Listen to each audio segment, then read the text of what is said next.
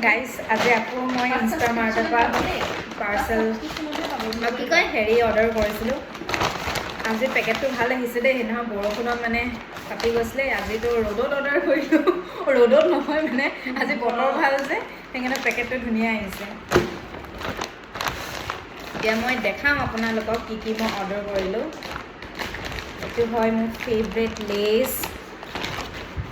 লেছে 3 পেকেটমান দিছে চাগে। লেছ আৰু এইটো মেড এংগলছ আৰু ঘৰৰ কাৰণে ইঞ্জিন মিঠাতেল মাৰ আৰু ভাইটিয়ে ক'লে কি পনীৰ আনিবলৈ কাৰণে সেইকাৰণে আমুলৰ পনীৰ 1 পেকেট ল'লোঁ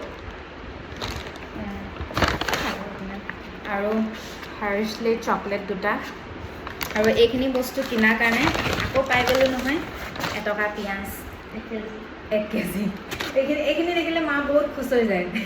ইবাৰো কৈছে আৰু কিন বুলি কয় ন আৰু কিন বুলি কয় বোলে পিঁয়াজ।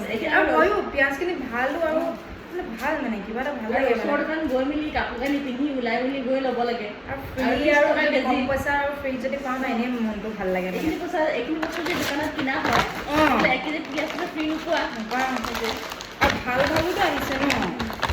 তুমি সেই পনীৰটো ফ্ৰিজত থৈ দিম ন। পনীৰটো যাওঁতে খালি মনত পেলাই নিবা দেই। সেইটোৱেতো পাহৰি যাওঁ আকৌ।